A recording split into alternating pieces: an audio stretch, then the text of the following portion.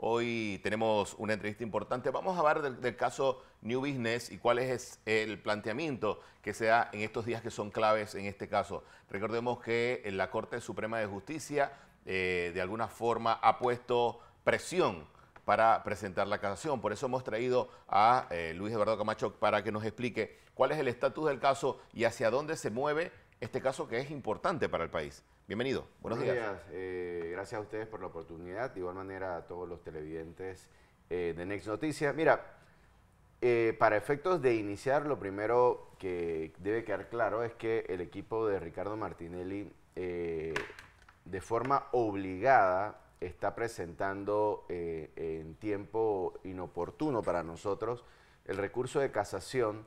Y esto en razón de que la Corte, violando la ley, como ya lo hemos explicado con anterioridad, ha dado un término único para sustentar el recurso. Y digo un término único porque la ley, en este caso, que se aplica a Ricardo Martinelli, que es parte de los errores que nosotros tenemos en Panamá como sistema de administración de justicia, impone el deber de que la casación se debe surtir la notificación y el término para sustentarla de forma individual.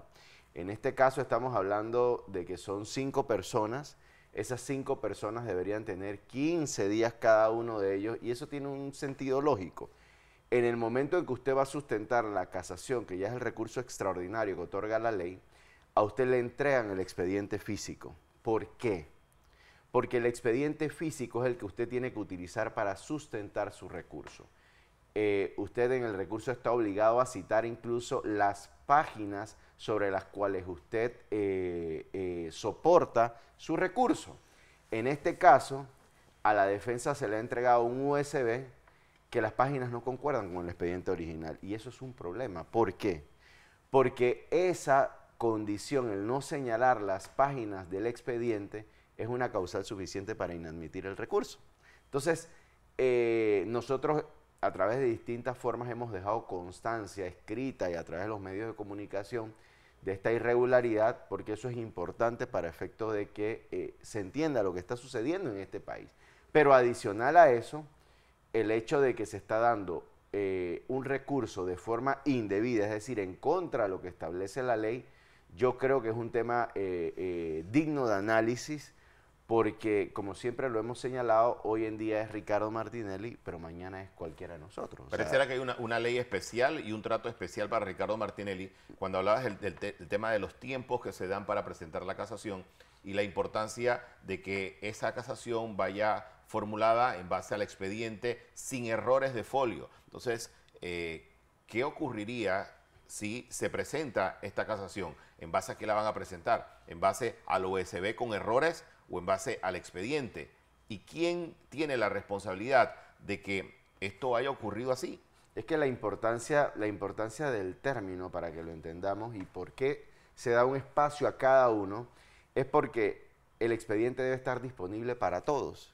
Pero nosotros estamos en un término donde está corriendo el término para todos de forma simultánea y el expediente hay que compartirlo. Entonces, esa situación de por sí es irregular. Tú decías que pareciese que existe. No, aquí existe un código para Ricardo Martinelli y un código para el resto de los ciudadanos. El detalle es que cuando el código de Ricardo Martinelli se aplica, ya se puede aplicar a cualquiera. Entonces entramos en una situación delicada porque la ley dice algo, pero aplican cosas contrarias. Y parece ser que pues, en la Corte se encontraron el código del ex magistrado Mejía, que era un código muy particular de él, que él aplicaba de la manera que quería, y como tiene condiciones más favorables para la persecución judicial que existe en contra de una persona, pues lo están utilizando. Entonces, pero esto es importante que lo entendamos, porque hoy en día es él, mañana puede ser cualquier persona, y cuando aquí se crea un precedente, lastimosamente lo quieren utilizar. Entonces, eso es para mí lo delicado de esto, cómo el órgano judicial, que en teoría es la institución llamada a velar por las garantías de una persona, que la ley se aplique de forma debida, que se aplique la Constitución, los tratados, como es el órgano judicial quien está violando la ley. Eso para mí es muestra de la debilidad que hay en nuestras instituciones, en nuestra institucionalidad democrática, principalmente en el órgano que está llamado a... Miren, hay un video que es fuerte, pero a la final es eso, y es un abogado colombiano que dice que todo el mundo se puede volver loco, el Ministerio Público, el presidente, los ministros, pero el órgano judicial no, los jueces no se pueden enloquecer porque ellos son los que están llamados a equilibrar la balanza. Por eso es que el sistema de administración de justicia se representa en una mujer con una balanza de lado y lado, ciega, que no ve. Pero en este caso, nosotros tenemos una justicia que no está ciega, sino que está jugando un papel importante dentro del sistema de administración de justicia, pero no equilibrando la balanza, volteándola. Y a las finales es evidente que todo esto tiene un matiz político, porque los casos de Ricardo Martinelli no se pueden ver fuera del matiz político, y es que Ricardo Martinelli se presenta como el virtual ganador por muchos puntos en las próximas elecciones. Y eso, yo creo que sus adversarios, entendiendo de que no tienen la posibilidad de vencerlo en las urnas, están buscando por segunda ocasión, porque esto es importante que el pueblo lo tenga presente, por segunda ocasión la manera de sacarlo de la contienda política, porque ustedes recordarán que en las elecciones pasadas Ricardo Martinelli fue excluido 5 días antes de las elecciones por parte de los magistrados en un fallo para mí inverosímil. Un par de preguntas para ver si podemos, nos ayudan a que nuestra audiencia y nosotros tengamos una mejor claridad. Con frecuencia usted ha notado que nosotros le damos explicaciones a nuestra audiencia de lo que está ocurriendo en otros países. Así es. Porque, y no hablamos de otros países de asiáticos, estamos hablando de nuestra América. Sí, de la Y región. de nuestra América estamos hablando de nuestra América continental. De lo que pasa en Venezuela, de lo que pasa en Guatemala. Entonces, quisiera preguntarle, de sus palabras, si usted está obligado a presentar, a pesar de que usted conoce que por forma hay un error en este proceso, está obligado a presentar la casación. Y si la casación se falla en contra suya, en contra de su cliente, si se falla a favor, hay un proceso que sigue. Así es. Esto lo explicó usted la otra vez aquí. Pero si se pasa, usted tiene hasta el 7 o sea, hasta el jueves Así es. para presentar sus argumentos sobre la casación. Ahora, De forma obligada. de forma obligada. Contra reloj, o sea, 15 días para todo el mundo, el término corre para todos. Dígame ahora si esta estadística es cierta. Era la primera pregunta que le hice. La casación es como usted nos explicó la otra vez, es un elemento, una forma especial de poder entrar en argumento contra una decisión del juzgado del segundo tribunal. Si usted está obligado a hacer eso en un tiempo que no era, ¿no se está alterando esto con alguna otra intención? Bueno, definitivo. Solamente hay que entender que con esta decisión ilegal se volaron 75 días del término del proceso. O sea, cuando uno analiza las circunstancias, o sea, no son 10 días, son 75 días que se volaron de un plumazo de forma indebida. Y la casación es un proceso complejo para argumentar. La casación no es un recurso cualquiera, es un recurso técnico. Muy técnico. Es un recurso técnico. Y normalmente es tan 10 a 2 en la Corte lo rechaza. Es tan técnico que, a diferencia de los recursos ordinarios, si la Corte considera que existen vicios, no lo admite. O sea, es un recurso que amerita del tiempo necesario para su preparación. Okay. Usted lo presenta, vamos a ver, el día X, que ha dicho usted que es el 7, este jueves. Este es su máximo día para presentarlo forzadamente. Así es. ¿Qué tiempo tiene la Corte para decidir esto? Bueno, en la experiencia tomaría mucho tiempo. Estamos hablando que es un caso que tiene más de 171 tomos, más de 90.000 fojas. Ameritaría su tiempo, con lo que está sucediendo en este país, en los casos de Ricardo Martinelli, el único caso, y eso yo creo que fue por la presión que existía en la propia Corte Suprema de Justicia, que resolvieron rápido, fue el caso de la ley relacionada al contrato minero. Yo creo que es fuera de los casos de Martinelli es el único.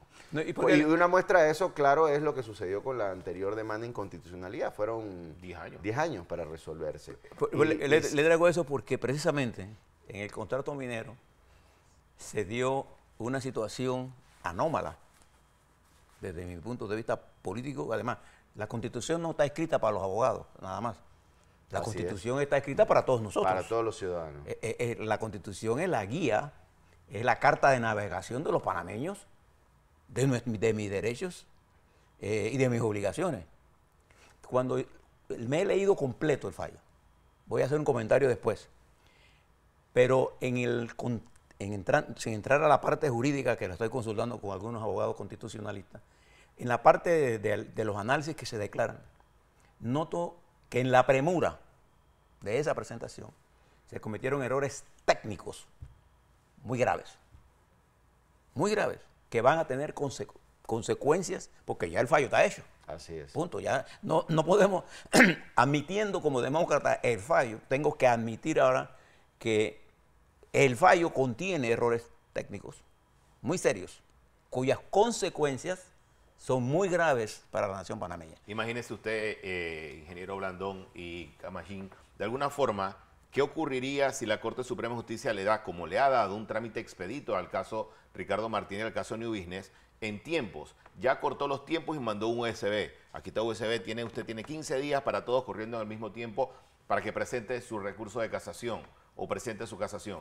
Ahora bien, ¿usted se imagina que la Corte falle en tiempo récord, admita o no admita la casación, si se demoró un periodo importante para tomar la decisión en el caso minero? En el caso de Ricardo Martinelli, los focos van a estar viendo la actuación de la Corte Suprema de Justicia, que no se olviden que es la última instancia y es, como dice el abogado Camacho, es donde están las esperanzas de que puedas remendar o corregir los errores del primer tribunal y el segundo tribunal. Camacho. Sí, pero lo más cómico de esto es que, si ustedes recordarán, cuando la Corte inicia o se le llegan las demandas de inconstitucionalidad y empieza la presión hacia la Corte, ¿qué hace la magistrada presidenta de la Corte Suprema de Justicia? Emite un comunicado donde le dice a la ciudadanía que ellos deben cumplir con el debido proceso y cumplir ciertos términos para entrar a resolver la demanda de inconstitucionalidad. Pero aquí vienen las inconsistencias, cómo para algo existen términos y para otro no. En el caso de Ricardo Martinelli, los términos se los volaron. Estamos hablando de 75 días que se volaron de forma indebida. Entonces, en el caso de Ricardo Martinelli, los términos no importan. En otros casos, los términos sí hay que cumplirlos. Se lo pongo ahora en el marco internacional, que es parte de mi trabajo. Cuando yo leo los informes de Panamá, una de las cosas que me salta a la vista es el proceso de inestabilidad política, porque el riesgo político es uno de los factores, no es el único, pero es uno de los factores en el análisis de riesgo soberano para determinar la capacidad de un país de pagar o no pagar su deuda. ¿Y por qué eso es así? Porque no es lo mismo un país inestable, políticamente hablando. Nosotros hemos gozado de una estabilidad política, de transiciones políticas, pero estamos en el marco de una decisión que tiene un efecto financiero muy grave y estamos ahora al borde de otra decisión política que también tiene un efecto muy serio. De alguna forma preocupa la posición de la Corte, que ha politizado sus decisiones, y las actuaciones también de los magistrados, que queda en duda, como esto. ¿Cuándo se había dado que para presentar una casación se manda un USB y se le da el mismo tiempo a todas las partes? Es algo totalmente irregular que se ha registrado y, como dice el abogado Camacho, queda registrado para toda la historia. Eso es un antecedente negativo para la justicia panameña.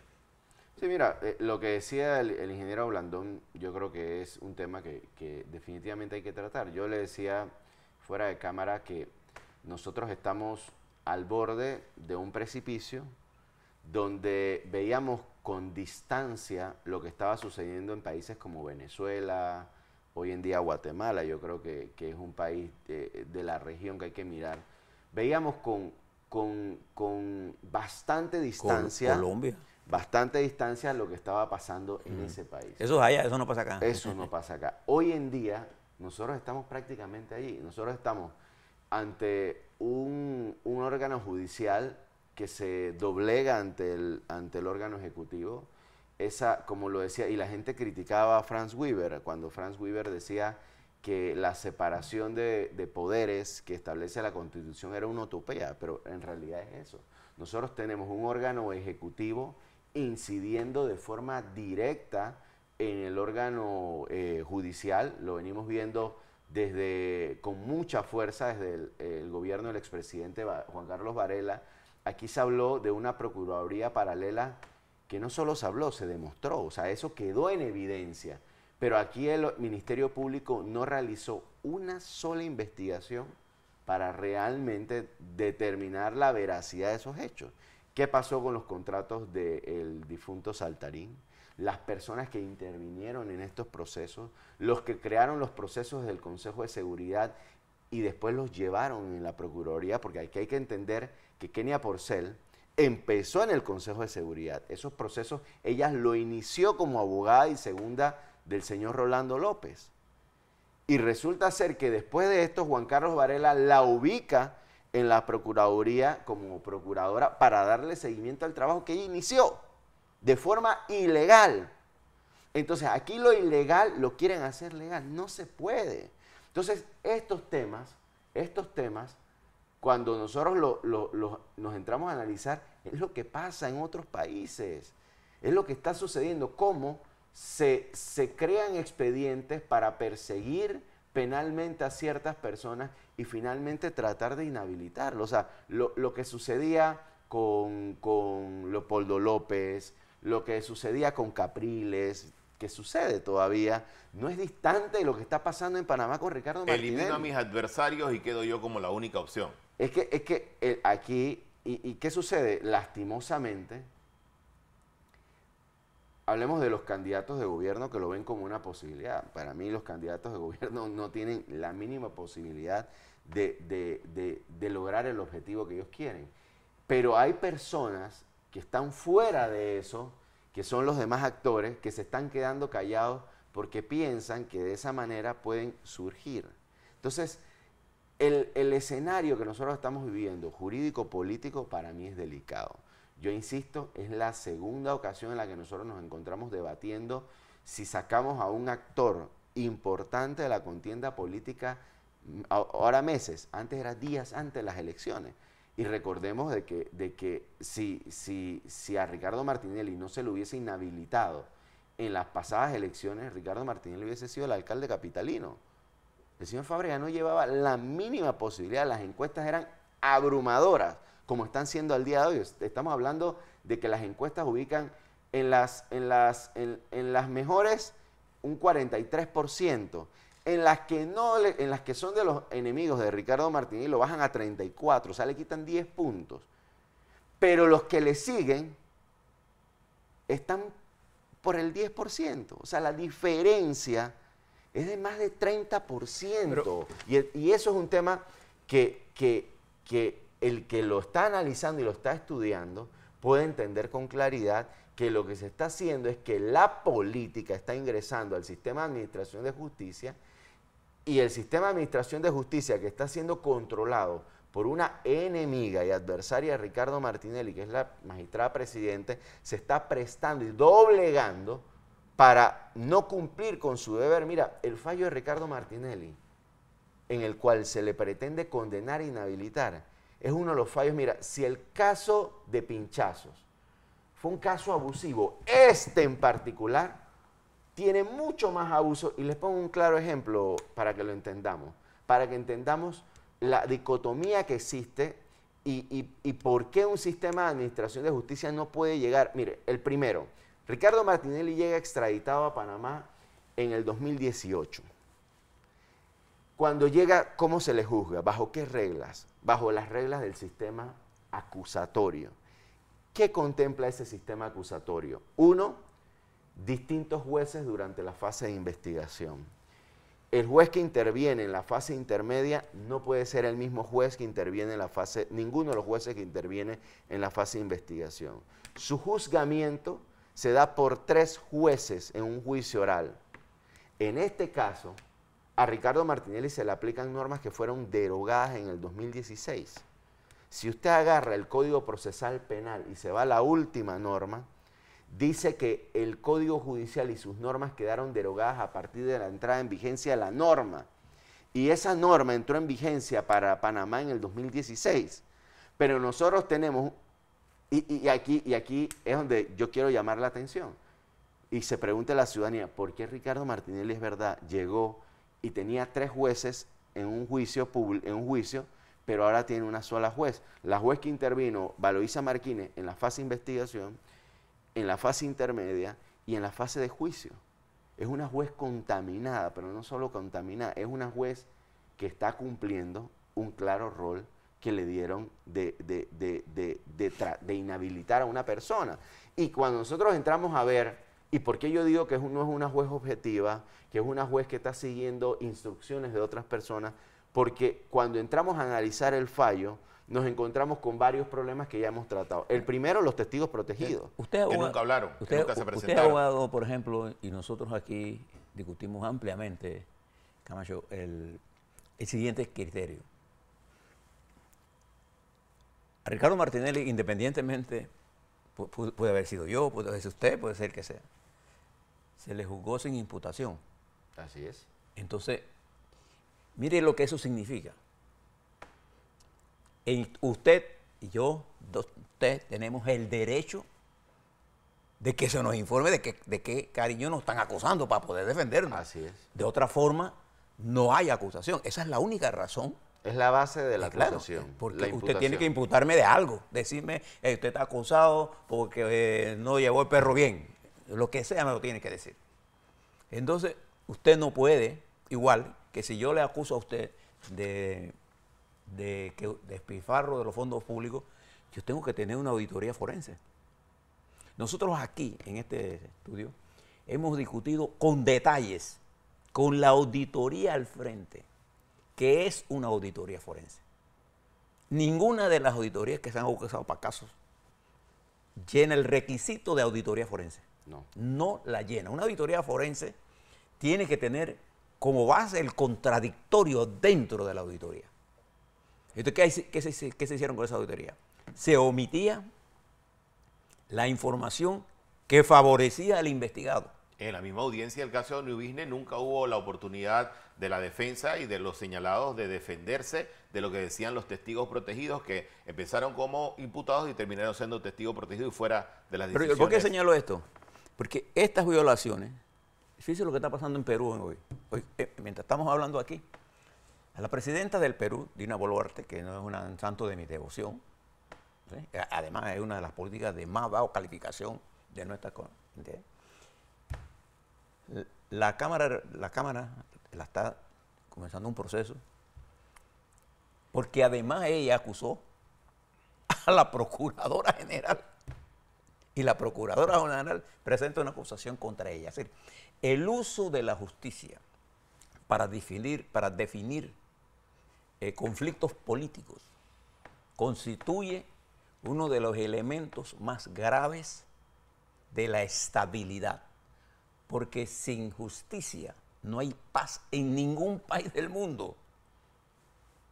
No hay que ser abogado para saber este criterio, hay que tener un...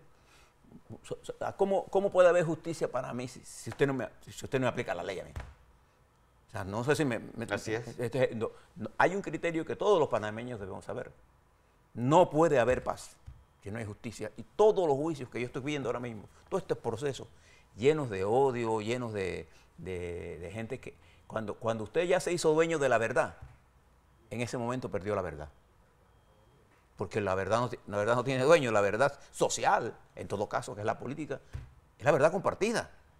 Y cuando el proceso es manipulado, deja de ser proceso. Y usted mencionaba las auditorías. En este caso, en el caso de New Business, no existe auditoría. ¿Qué existe? Existe un informe elaborado por un señor que en el juicio público fue destruido. O sea, Eliseo Ábrego fue despedazado por la defensa. Los que le dieron seguimiento al juicio de New Business, porque, ojo, los casos de Ricardo Martinelli tienen una particularidad. Son los únicos juicios públicos y televisados en todo el país. ¿Usted ha visto algún otro proceso televisado fuera del de Ricardo Martinelli? No, ni el de Minera. Aquí... Era no tan importante porque no lo pusieron en público. Bueno, pero ahí es donde empezamos a ver las diferencias. El único juicio público en este país son los de Ricardo Martinelli. Televisado todo el transcurso sin ninguna interrupción. Pero eso ellos pensaban que nos iba a desfavorecer y en realidad nos ayudó, porque la población pudo ver el nivel de manipulación y los desgreños por parte del sistema de administración de justicia. Y le pongo el caso de Eliseo Ábrego. La defensa lo destruyó. O sea, lo que Eliseo Ábrego en juicio admitió dos cosas. Varias cosas. Uno, que todos los fondos aportados por Ricardo Martinelli eran lícitos. Dos, Eliseo Ábrego dejó constancia de que no revisó libros contables, estados financieros de ninguna de las empresas y que solamente sus conclusiones las basó en información entregada por el Ministerio Público, que era información que no era parcial, era información sesgada, controlada. Y en ese sentido, el fallo es tan absurdo que la propia juez lo reconoce. Y ella dice que a pesar de que en juicio no había sido contundente su participación, durante la investigación había rendido declaraciones donde había sido explicativo. Y aquí quiero retomar el tema de aplicar un sistema derogado y un sistema que realmente aplica. ¿Por qué? Porque mientras en el sistema acusatorio, para que tenga valor algo, usted tiene que ir a juicio y sustentarlo, en este sistema que se está aplicando derogado, ¿qué dice la juez? No importa lo que pasó en juicio. No importa si en juicio quedó en evidencia que Eliseo Ábrego no pudo sustentar nada, que su informe no sirve para nada. No, eso no importa. Lo que importa es que él en la investigación declaró y pudo explicar, pero es que en ese momento él estaba con el fiscal declarando, y ojo, yo trabajé en el Ministerio Público, y yo he visto cómo a veces los funcionarios cambian el sentido de lo que dice la persona. Y si la persona no puede explicar, lo sientan de vuelta para que explique de nuevo. Entonces, era en juicio donde la juez realmente cumple con lo que se le llama el contradictorio. Pero no solo el contradictorio, la inmediación de la prueba. Es donde la juez puede determinar si realmente ese supuesto perito cuenta con la experticia. Pero Eliseo Ábrego estuvo tratando en su informe temas de factoring y él admitió en juicio que él no conocía, no lo pudo explicar. Entonces, ¿cómo puede una sentencia sustentarse en base a una persona que no tiene conocimiento del tema, pero que fue destruido? Asimismo tenemos los testigos protegidos. Testigos protegidos que no comparecieron a juicio. ¿Por qué? Porque la propia juez Valoisa Martínez se prestó para esconderlo. La juez Valoisa Martínez tenía pleno conocimiento que los testigos protegidos eran Henry Misrachi y Ricardo Francolini. Pero Henry Misrachi y Ricardo Francolini, como persona natural, presentaron excusas para no comparecer. Uno, Henry Misrachi, salió del país y Ricardo Francolini presentó una incapacidad que no excedía los días de audiencia. Y cuando se venció la incapacidad, ¿qué dijo la defensa? ¿Sabe qué? Esa incapacidad se venció. Tráigalo al juicio. ¿Pero qué hizo la juez? Lo pasó por alto. ¿Y qué dijo el Ministerio Público? Que no pudo notificar a los testigos protegidos. Pero esos testigos protegidos presentaron unas excusas en juicio. Es decir, esto es burdo. O sea, nosotros hemos llegado a un punto, ingeniero Blandón, hemos llegado a un punto donde la justicia está ocultando información. Y cuando llegamos a ese punto, llegamos al punto que le estoy diciendo, donde veíamos con distancia lo que sucedía, y hablemos del país que más utilizaba, Venezuela. Lo que pasa en Venezuela, no, está pasando aquí en Panamá. Y yo creo, el que tiene un amigo venezolano y se siente y conversa, dice, es que así empezamos nosotros. Y me lo dicen con mucha preocupación. Me dicen, Luis, lo que ustedes están viviendo en Panamá, nosotros lo vivimos. Donde empezaban a quitarle, prácticamente a expropiar a la empresa privada. Donde la justicia se metía para controlar el acontecer político de un país, para neutralizar personas. Eso nosotros lo vivimos en nuestro país. Y hacia allá es que nosotros estamos caminando. Eso es peligroso, claro. Y yo creo que hay que hacer un llamado a la ciudadanía para que lo entendamos. O sea, veamos lo que está sucediendo, porque esos años yo no lo viví. Yo estaba muy pequeño, pero mi padre sí. Mi padre sí vivió lo que sucedió para poder recuperar la democracia que nosotros tenemos. Y hoy en día nosotros estamos, y usted lo vivió también, fue parte de ese movimiento, quizás Dustin, no sé, yo no, pero eso que costó sangre, vidas, sufrimiento, lo estamos perdiendo, exilios. Mi papá casi lo exiliaron, mi papá no se fue porque mi tío murió y él dijo, yo me quedo aquí, pero yo tengo un tío muerto. Entonces, eso que costó, por eso hablo de sangre, sufrimiento, vida, exilio. Eso que costó, los panameños no estamos observando que estamos de nuevo llegando hacia ese punto. Y yo no quiero eso para mi país. Yo tengo hijos, familiares, que estamos aquí luchando por nuestro país, pero yo sí con preocupación lo estoy viendo y yo tengo el deber de decirlo. Yo no puedo quedarme callado, porque nosotros